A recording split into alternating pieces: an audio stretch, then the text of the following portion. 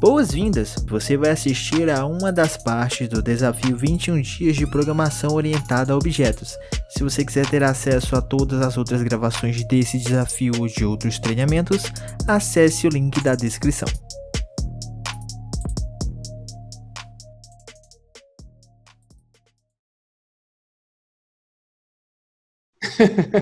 Uma coisa que eu estou aprendendo agora que a gente está realmente estudando a fundo, assim, que, cara, os nomes assustam a gente, mas quando a gente aprende o que quer dizer, É simples. é simples.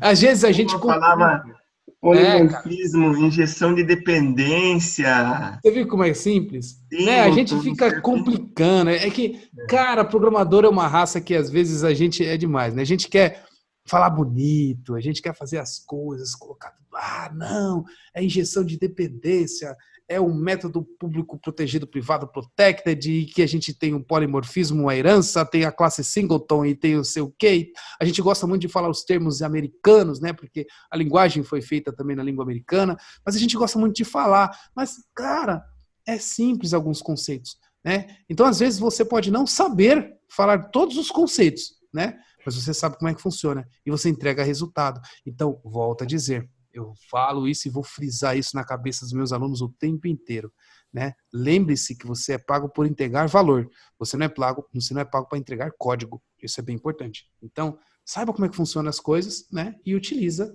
obviamente, de acordo com o que você precisa. Depois, se você quer mostrar ali a forma de como se faz, etc., quer ficar descolado entre a galera, você pode aprender os termos e falar os termos de acordo com o que todo mundo gosta de falar, tá bom? É isso aí. Danilo. Oi. Oi.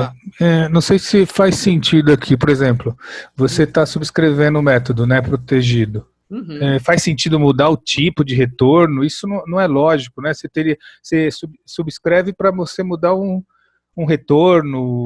Na real, aqui tem o tipo de retorno. O retorno é o mesmo, é uma string. Tá vendo? O que eu posso fazer aqui ainda é chamar o método principal e mudar o dado dele. Então aqui, ó, eu quero colocar mais ainda o que já foi alterado, mas eu quero alterar ainda o que já foi alterado, colocando o que veio do super, né? Então eu posso colocar aqui, ó, como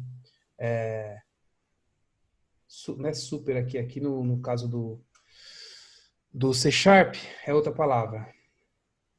Self, não é? Base. Então aqui, ó, eu chamo o método principal, base.nome personalizado, tá vendo? Então eu chamei o método principal e aqui eu ainda coloco alguma outra coisa. Então o que eu fiz aqui? Eu chamei o original, né?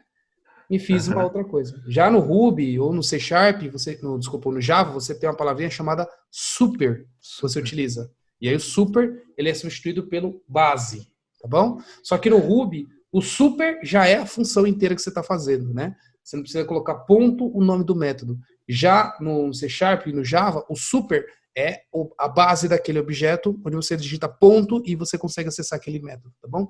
Então assim você está acessando o método original, tá? O Douglas fez uma pergunta aqui, ó.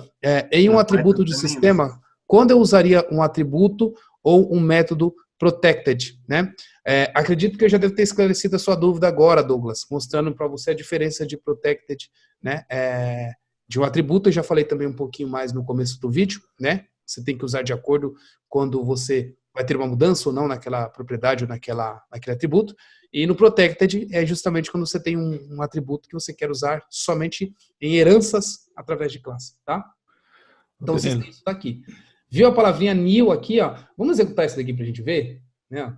Pra gente ver o que vai rolar aqui. Então nesse caso aqui, ó, o Marcos, agora eu estou disponibilizando, né, o nome personalizado para fora, porque agora eu coloquei ele público de quem herda. Então eu peguei ele e falei assim, não, eu quero externalizar ele. E agora eu externalizei, entendeu?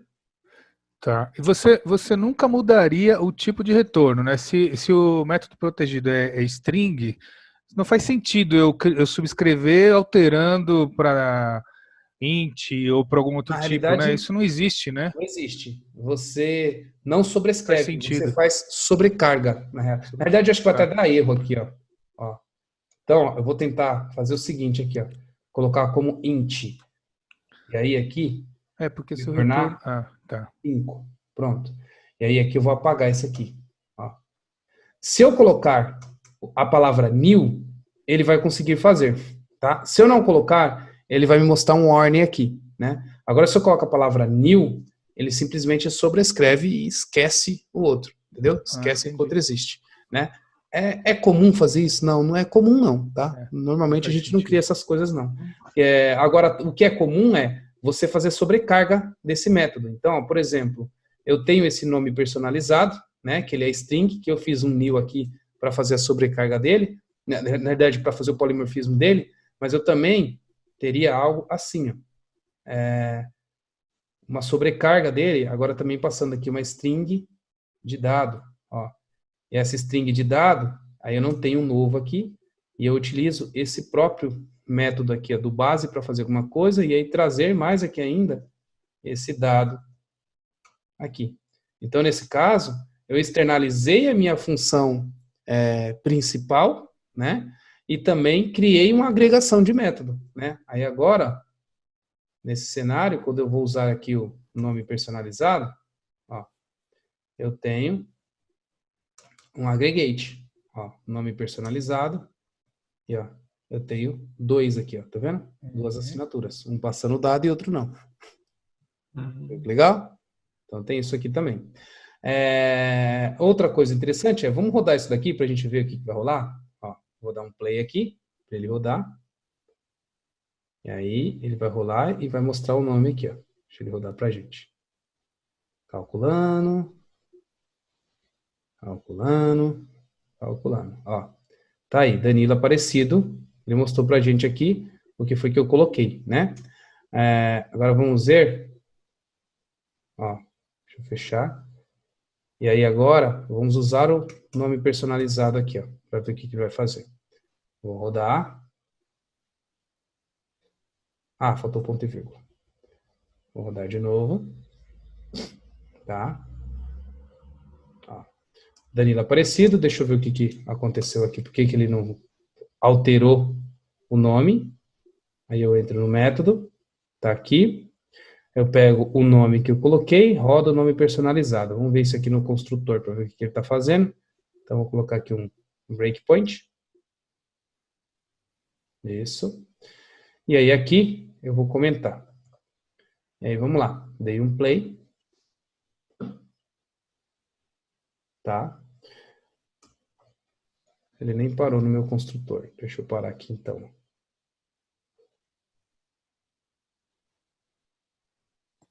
Para. Cadê o breakpoint?